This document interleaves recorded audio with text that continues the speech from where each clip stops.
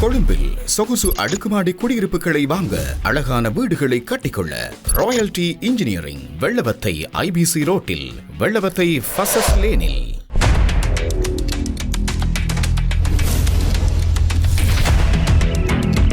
ஒளி படைத்த கண்ணும் உறுதி கொண்ட நெஞ்சும் வழி கடந்து வரும் நிதர்சனத்தின் தளம். அதிர்வு. இது கொதிநிலைகளின் களம். வணக்கம், இது ஐபிசி தமிழின் இன்றைய அதிர்வு. இன்றைய நாளும் பேசப்பட வேண்டிய ஒரு சில முக்கியமான விடயங்கள் தொடர்பாக பேசிக்கொள்ளப் போகிறோம். இலங்கையில் என்ன நடக்கிறது? எங்களுடையவர்கள் இலங்கையிலே கைது செய்யப்படுகின்ற போதைப்பொருள் மாஃபியாக்களினுடைய கைதுகள் தொடர்பாக காட்டுகின்ற அக்கறையை எங்களுடைய தாய்மார் வீதிகளில் நின்று போராடுகிறார்களே, அதற்காக காட்டிக் கொள்ளுகிறார்களா? இப்படி ஒரு கேள்வி முன்வைக்கிற போது நாங்கள் எங்கே போய் கொண்டிருக்கிறோம்? அண்மையில் ஒரு இணைய கட்டுரை எழுத வேண்டி வந்தது. வலியுடையவர்கள் தான் தொடர்ந்து போராடி கொண்டிருக்கிறார்கள். நாங்கள் ஏன் இப்படி இருக்கிறோம்? சிந்திக்க வேண்டிய விடயமாக இது இருக்கிறது.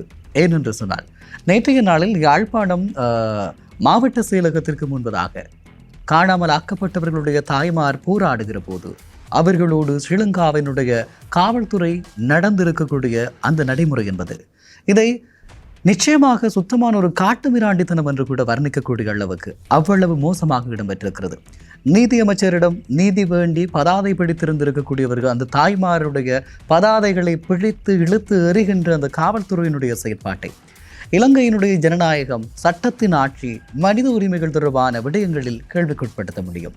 உண்மையில் இந்த விவகாரத்தை நாங்கள் எப்படி பேசுவதும், அல்லது இந்த காணாமல் ஆக்கப்பட்டவர்களுடைய பெற்றோர் உறவினர்கள் வீதியில் நின்று போராடுகின்ற போது அவர்களை இப்படியாக நடத்துவதற்கும் முதல் காரணம் நாங்கள் ஒருவரும். ஏனென்று சொன்னால், எங்களுடைய கூட்டு பொறுப்பு என்ன? ஒரு இனத்தினுடைய பிள்ளைகள் காணாமல் ஆக்கப்பட்டிருக்கிற போது அவர்களுக்காக நீதி வேண்டி போராடுகின்ற படலத்தில் நாங்கள் எந்த இடத்தில் நிற்கிறோம்? இந்த கேள்வி மிக முக்கியமானது. இந்த கேள்விக்கான பதிலை நீங்கள் ஒவ்வொருவரும் உங்களுக்குள்ளேயே கேட்டுக்கொள்ளுங்கள். நான் பேசிக்கொண்டிருக்கக்கூடிய இந்த காணொளிக்கு காணாமல் ஆக்கப்பட்டவர்களுக்கான நீதி, அல்லது நேற்றைய நாளில் காணாமல் ஆக்கப்பட்டவர்களுடைய உறவுகள் நடத்தப்பட்ட விதம், இது தொடர்பாக ஏதாவது தலைப்பிடுகிற போது தட்டிவிட்டு கடந்து செல்கின்ற மனநிலைக்கு நாங்கள் ஒவ்வொருவரும் வந்துவிட்டோம். உண்மையில் நேற்றைய நாளில் அந்த தாய்மாரினுடைய போராட்டத்தை மிக மோசமாக அடக்கி இருக்கக்கூடிய ஸ்ரீலங்காவினுடைய காவல்துறை, அல்லது உள்ளே பேசுகிற போது ஊடகவியலாளர்களை விமர்சித்திருக்கக்கூடிய ஸ்ரீலங்காவினுடைய கடற்தொழில் அமைச்சர் ராமலிங்கம் சந்திரசேகர், குறிப்பாக அவர் பேசுகிற போது சொல்லி இருக்கிறார். எப்படி என்றால், இங்கே இருக்கக்கூடிய ஊடகவியலாளர்கள் இங்கே நடந்த எதையுமே சொல்ல மாட்டார்கள். வெளியிலே 10 தாய்மார் கொடி பிடித்து கொண்டு நிற்கிறார்கள், அவர்களை பற்றி தான் பேசுவார்கள். அவர்களை காவல்துறை நடத்திய விதத்தை பற்றி தான் பேசுவார்கள். உண்மையில் ஊடகங்கள் ஒடுக்கப்பட்ட மக்களினுடைய குரல். ஆகவே ஒடுக்கப்பட்ட மக்களை பற்றி தான் பேசும். அரசாங்கம் நிதி வழங்குகிறது, அரசாங்கம் வாழ்வாதாரம் வழங்குகிறது என்கின்ற விடயங்களை பேச முடியாது. அந்த இடத்தில் பேசியிருக்கக்கூடிய வடமாகாண ஆளுநர் வேதநாயகன் அவர்கள் சொல்லுகிறார், காணாமல் ஆக்கப்பட்டு ஒருவருக்கான நீதி என்பது வெறுமனே இழப்பீடுகளாலும் வாழ்வாதாரத்தாலும் தீர்த்துவிட முடியாது என்பதை அவரே குறிப்பிடுகிறார். ஆக அரசு இந்த விவகாரத்தில் பின்னிக்காது என்று சொல்லியும் அவர் பேசுகிற போது குறிப்பிடுகிறார். உண்மையில் நீங்கள் கூறுவது உங்களுடைய அரசு தரப்பு செய்கின்ற விடயங்கள், இலங்கையினுடைய தென்னிலங்கையில் போதைப்பொருள் மாஃபியாக்களை மலேசியா, துபாய், இந்தோனேசியா என்று தேடிச் சென்று கைது செய்கின்ற நீங்கள், எங்களுடைய பிள்ளைகளை இறுதி யுத்த கால பகுதியில் ஸ்ரீலங்காவினுடைய இராணுவத்திடம் கையளித்தோம் என்று சொல்லுகின்ற சாட்சிகள் இன்றளவும் உயிர் வாழ்ந்து கொண்டிருக்கக்கூடிய இந்த நிலத்தில் அவர்களுடைய சாட்சிகளின் அடிப்படையில், அல்லது சரணடைந்தவர்கள் இருக்கிறார்கள் என்ற உண்மையின் அடிப்படையில் ஸ்ரீலங்காவினுடைய இராணுவ முகாம்களை நோக்கி உங்களால் ஏன் செல்ல முடியவில்லை என்கிற ஒரு கேள்வி இருக்கிறது. உண்மையில் அடிக்கடி பேசுகின்ற நேரம், ஏன் ஜேவிபிக்கு அல்லது என்பிபிக்கு வாக்களித்தீர்கள் என்று சொல்லி சில மக்களிடம் கேட்கிற போது, அவர்களும் எங்களைப் போல வலியை உணர்ந்தவர்கள், அவர்களும் இந்த நாட்டில் போராடியவர்கள், அவர்களுக்கும் இதே வலிகள் இருக்கிறது, அவர்களுக்குள்ளும் அவர்களுடைய தோழர்களும் காணாமல் ஆக்கப்பட்டிருக்கிறார்கள். ஆகவே அவர்களுக்கு எங்களுடைய வலிகள் தெரியும் என்கின்ற அடிப்படையில் வாக்களித்தோம் என்று. வலிகள் தெரிந்திருந்தால் அந்த தாய்மார் வீதியில் இழுத்துச் செல்லப்படுகின்ற போது ஸ்ரீலங்காவினுடைய நீதி அமைச்சர் மாவட்ட செயலகத்துக்குள்ளே இருந்து அந்த காணொளிகளை தன்னுடைய கைத்தொலைபேசியில் பார்த்து கொண்டிருக்கிறார். இது என்ன வகையான நீதி? இது என்ன வகையான மனிதநேயம்? இது என்ன வகையான மனித உரிமை காப்பு? நீங்களே பதில் சொல்லுங்கள். உண்மையில் ஜேவிபி ஆட்சி தரப்பு இன்று நடந்து கொள்கின்ற விதம், அதாவது தங்களுடைய ஆட்சி கால பகுதியில் ஊழல் இருக்கக்கூடாது, போதைப்பொருள் மாஃபியாக்களுக்கு எதிராக செயற்பட வேண்டும், அவர்களை கைது செய்ய வேண்டும். இந்த நகர்வுகள் எல்லாம் ஏற்றுக்கொள்ளக்கூடியது, வரவேற்கிறோம். உண்மையில் ஒரு நாடாக இந்த விடயங்கள் எல்லாம் இருக்க வேண்டும். ஆனால் இந்த நாட்டினுடைய குடிமக்களாக தங்களுடைய பிள்ளைகளை தொலைத்துவிட்டு பல ஆண்டுகளாக வீதிகளில் போராடி கொண்டிருக்கின்ற இந்த பெற்றோருக்கான நீதியையும் வழங்க வேண்டியது ஒரு அரசாக அரசினுடைய பொறுப்பு.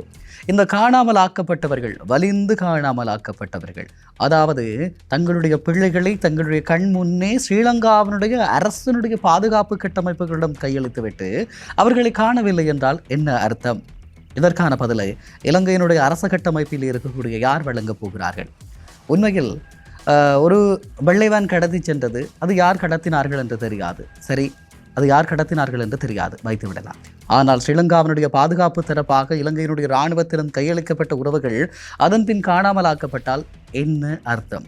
அண்மையில் ஒரு சக்கரவயோகம் நிகழ்ச்சியில் கலந்து கொண்டிருக்கக்கூடிய வலிகிழக்கு பிரதேச சபையினுடைய தவிசாளர் நிரோஸ் பேசுகிற போது குறிப்பிடுகிறார், அப்போது இலங்கையினுடைய பாதுகாப்புத்துறையினுடைய பாதுகாப்பு பேச்சாளராக இருந்திருக்கக்கூடிய அமைச்சரவையினுடைய பேச்சாளராக இருந்திருக்கக்கூடிய கெகய ரம்போக்கல்ல லலித் குகன் கடத்தப்பட்ட போது அவர்கள் கொழும்பில் வைத்து சொல்லுகிறார், அவர்கள் இராணுவ பாதுகாப்பிலே இராணுவத்தினரால் தடுத்து வைக்கப்பட்டிருக்கிறார்கள் என்று சொல்லி. அப்படியாக இருந்தால் அவர்கள் எப்படி காணாமலாக்கப்பட்டார்? இப்படி ஒரு கேள்வி இருக்கிறது.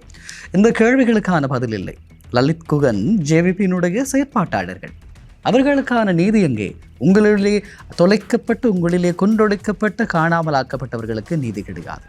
இந்த நாட்டில் வாழுகின்ற கண்ணீரோடு வீதிகளில் நிற்கின்ற தாய்மார்களுக்கான நீதியும் கிடையாது. யாருக்கான நீதியையாவது நீங்கள் பெற்றுக் கொடுக்க போகிறீர்கள்?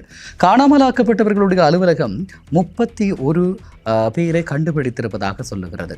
காணாமல் ஆக்கப்பட்டவர்களாக அறிக்கையிடப்பட்டவர்களில் 31 பேரை. யார் அந்த 31 பேர்? இதுவரை தமிழர் தரப்புக்கு தெரியாது.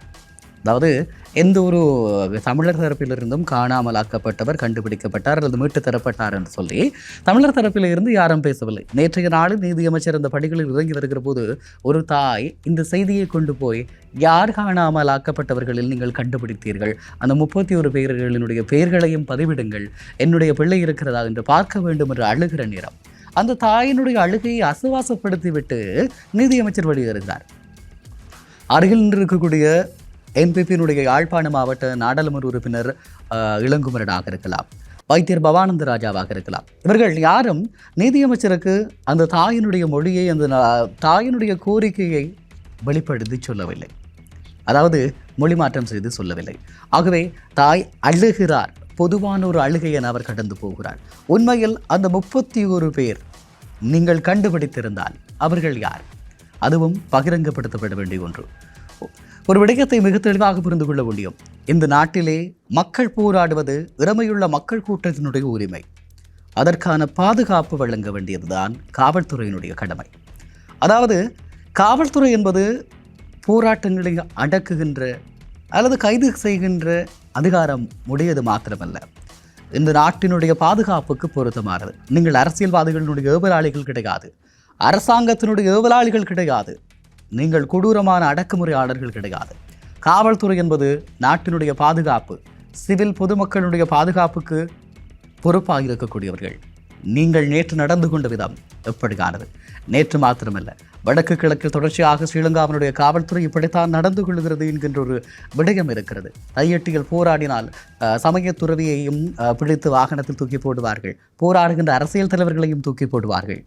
வீதியில் போராடுகின்ற வயதான கண்ணீரோடு வாழுகின்ற, இத்தனை ஆண்டுகளாக தன்னுடைய பிள்ளையை தொலைத்து விட்டேன் என்ற வலியோடு வீதியில் நிற்கின்ற அந்த தாயை பிடித்து இழுத்து கொண்டு செல்லுகின்ற உங்களுடைய மனநிலை எப்படியானது? நீங்கள் ஒவ்வொருவரும் ஒரு தாய்க்கு பிறந்தவர்களாக இருப்பீர்கள். ஆகவே உங்களுடைய தாயை போன்ற ஒரு தாய் தன்னுடைய பிள்ளையை தொலைத்துவிட்டு வீதியில் நின்று போராடி கொண்டிருக்கிறது. நீங்கள் பிடித்து இழுத்துச் செல்லுகிறீர்கள் என்றால் உங்களுடைய மனநிலை எப்படியானது? உண்மையில் இலங்கையில் மனிதாபிமானத்தை மீறிய நடவடிக்கைகள் அல்லது ஒரு சமூக கட்டமைப்பு மனிதாபிமானத்தை மீறிவிட்டது என்பதற்கு மிகச்சிறந்த உதாரணம். யாரெல்லாம் பாலியல் வல்லுறவு குற்றங்களில் ஈடுபடுகிறார்கள்? ஒரு அட்டமஸ்தானாதிபதி சிறுமியை பாலியல் துஷ்பிரயோகம் செய்ததாக உறுதிப்படுத்தப்படுகின்றது, அவருக்கு குற்றம் இழைக்கப்பட்டவராக அறிவிக்கப்படுகிறார், அவருடைய DNA மாதிரி பொருந்தி வருகிறது என்றெல்லாம் சொல்லுகிறார்கள். வெட்கக்கேடாக இருக்கிறது. புனிதமான காத்திரமான பண்பாடுமிக்க ஒரு தர்மத்தை சீரழிக்கின்றீர்கள் என்கின்ற போது இப்படியான ஒரு சூழ்நிலையில் இன்று இந்த விவகாரங்கள் ஒரு பேசுபொருளாகிறது. உண்மையில் இலங்கையின் பிரஜைகளாக இருக்கக்கூடிய ஒவ்வொருவருக்கும் தங்களுடைய உரிமைகளை வேண்டி போராடுவதற்கான உரிமை இருக்கிறது. அப்படி இந்த நாட்டுக்குள் போராட விட முடியவில்லை என்று சொன்னால் இந்த தாய்மார் இலங்கையினுடைய குடிமக்கள் இல்லையா?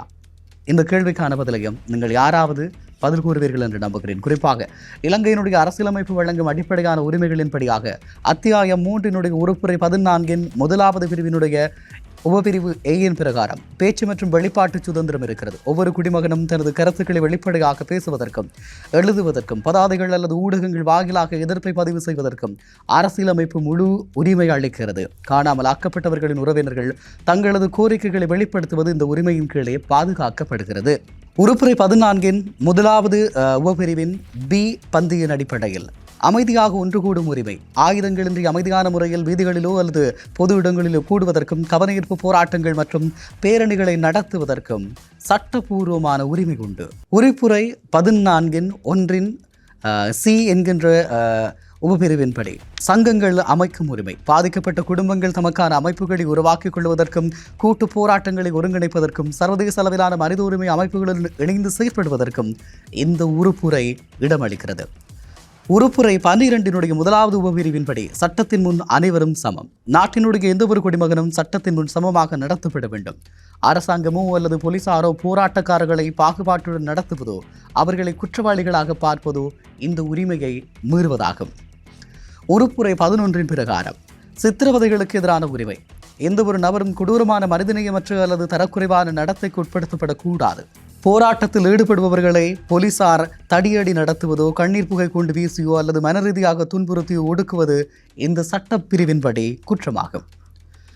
அப்படியாக இருந்தால் இவ்வளவு உரிமைகள் இறமையுள்ள மக்களுக்கு இருக்கிறது என்று சொன்னால் இந்த தாய்மாரிடம் ஆயுதங்கள் இல்லை, எந்த விதமான ஆயுதங்களும் இந்த தாய்மாரிடம் இல்லை.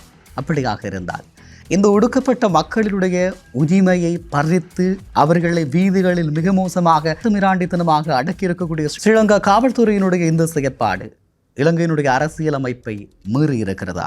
ஆம், மீறி இருக்கிறது. குறிப்பாக போலீசாரினுடைய முதன்மையான பணி, போலீசாரின் அதிகாரம் என்பது பொது அமைதியை பேணுவதற்கும் குடிமக்களின் உரிமைகளை பாதுகாப்பதற்குமே தவிர மக்களின் நியாயமான போராட்டங்களை நசுக்குவதற்கு அல்ல. அதிகார துஷ்பிரயோகம், பொது சொத்துக்களையோ அல்லது பிறரின் பாதுகாப்புக்கு அச்சுறுத்தல் இல்லாத அமைதியான போராட்டங்களை போலீசார் வலுக்கட்டாயமாக முடக்குவதும் தடையாணை என்கின்ற பெயரில் தடுப்பதும் அரசியலமைப்பை மீறும் வெளிப்படையான அதிகார துஷ்பிரயோகமாகும். உயர்நீதிமன்றத்தினுடைய நிலைப்பாடு, அமைதியான முறையில் அரசின் கொள்கைகளுக்கோ அல்லது நடவடிக்கைகளுக்கோ எதிராக போராடுவது ஜனநாயகத்தின் உயிர்நாடு என்றும் அதை ஒடுக்க போலீசாருக்கு அதிகாரம் இல்லை எனவும் இலங்கை உயர்நீதிமன்றம் பல தீர்ப்புகளில் தெளிவுபடுத்தியிருக்கிறது.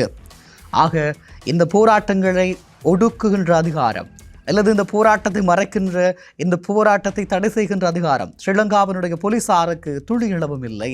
போலீஸ் அத்துமீறல்களுக்கு எதிரான சட்ட பரிகாரங்களும் இருக்கிறது. குறிப்பாக அடிப்படை உரிமை வழக்கு உறுப்புரை 126 படியாக போலீசார் அடிப்படை உரிமைகளை மீறுகின்ற போது பாதிக்கப்பட்டவர்கள் அல்லது அவர்களது வழக்கறிஞர் சம்பவம் நடந்த 1 மாதத்திற்குள் 30 நாட்களுக்குள் நேரடியாக இலங்கை உயர்நீதிமன்றத்தில் வழக்கு தொடர முடியும்.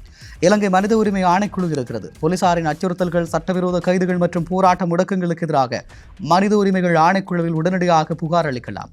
ஆணைக்குழு இது பற்றி விசாரணைகள் நடத்தி போலீசாருக்கு உத்தரவுகளை பிறப்பிக்கும்.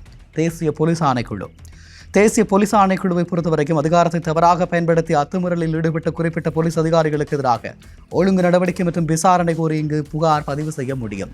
இத்தனை சரத்துக்கள், விசேட அம்சங்கள் இருக்கிறது. இது நான் பேசியிருக்கக்கூடிய விடயம் ஸ்ரீலங்காவினுடைய காவல்துறையினுடைய நடவடிக்கைகள். நாங்கள் இனி எங்களுடைய மக்களுடைய பக்கம் வரலாம். பலியுடையவர்கள், இந்த நாட்டை நேசித்ததற்காக தங்களுடைய பிள்ளைகளை தொலைத்தவர்கள் மாத்திரம்தான் தொடர்ந்தும் போராட வேண்டுமா? வடக்கு கிழக்கில் விற்பனை வியாபார நிலையங்களில் பல ஆயிரக்கணக்கில் கூடுகின்ற நீங்கள், கோவில் திருவிழாக்களில் பல லட்சக்கணக்கில் கூடுகின்ற நீங்கள், வலிகளோடு உங்களுக்கும் எங்களுக்கும் அவர்களுக்குமாக போராடியதற்காக அல்லது அதற்கான ஆதரவுகளை வழங்கியதற்காக அல்லது எதுவுமே அறியாத அப்பாவிகளாக இருந்தவர்கள் கடத்தப்பட்டார்கள், காணாமலாக்கப்பட்டார்கள். உண்மையில் இறுதிக்கால பகுதியில் ஸ்ரீலங்காவினுடைய இராணுவத்திடம் கையளிக்கப்பட்டவர்கள், சரணடைந்தவர்கள், இவர்கள் யார் என்றால் இந்த மண்ணை இந்த விதமான விருப்பு வெறுப்புகளுக்கு அப்பால் நேசித்தவர்கள். உண்மையில் அவர்கள் இன்று காணாமல் போயிருக்கிறார்கள். அவர்களை பெற்றவர்களும் உறவினரும் வீதியில் கண்ணீரோடு நின்று கொண்டிருக்கிறார்கள்.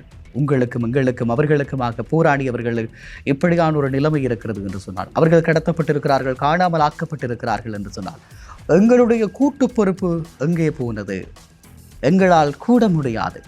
வேலைப்பழு இருக்கிறது, உங்களுக்கு வேலைப்பழு இருக்கிறது என்று சொன்னால் வியாபார நிலையங்கள் திறக்கப்படுகின்ற போது ஒரு உதாரணத்தை சொல்லுகிறேன். தையிட்டியில் போராட்டம் நடக்கிறது சட்டவிரோத விகாரைக்கு எதிராக. யாழ்ப்பாணத்தில் திறக்கப்பட்ட ஆடை விற்பனையகத்தினுடைய திறப்பு விழாவில் பல ஆயிரக்கணக்கிலே கூடியிருக்கிறீர்கள். போராட்டத்தில் சில நூற்றுக்கணக்கானவர்கள் இருக்கிறார்கள். அண்மையில் திருகோணமலையில் ஒரு கட்டிடம் திறக்கப்படுகிற போது பல ஆயிரக்கணக்கிலே கூடி நிற்கிறீர்கள் சினிமா பிரபலங்களை பார்ப்பதற்காக.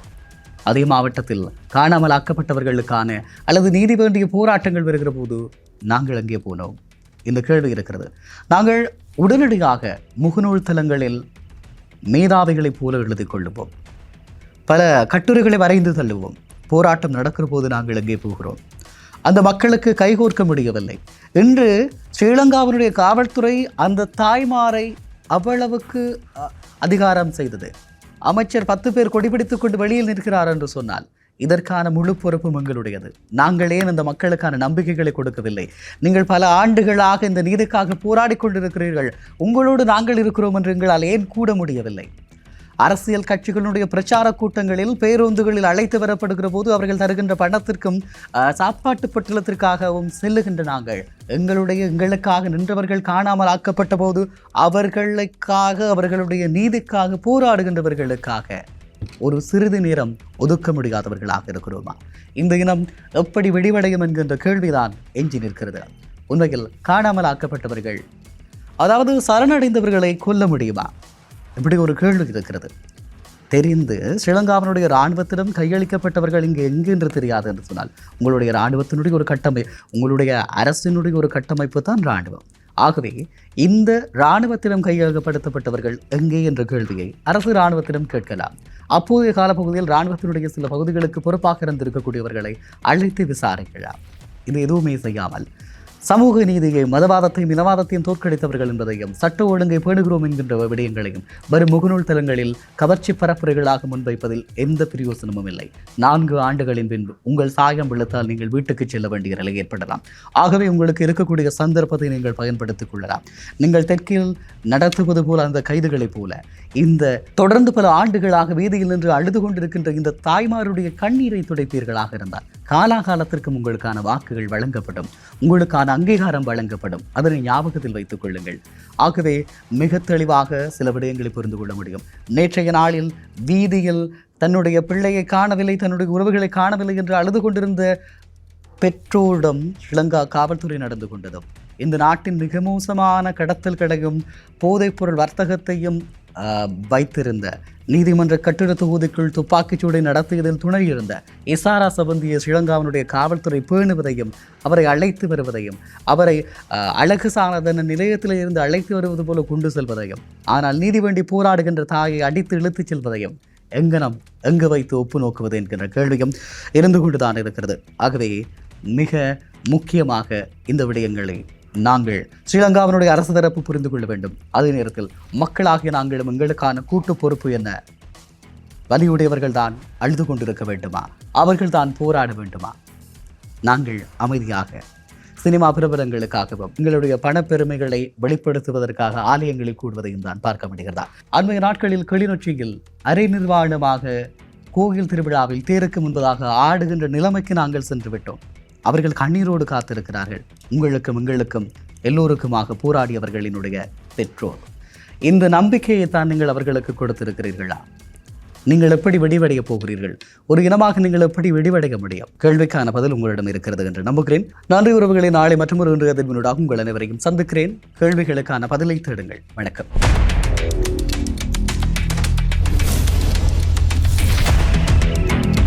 ஒளி படைத்த கண்ணும் உறுதி கொண்ட நெஞ்சும் வழி கடந்து வரும் நிதர்சனத்தின் தளம். அதிர்வு. இது கொதிநிலைகளின் களம்.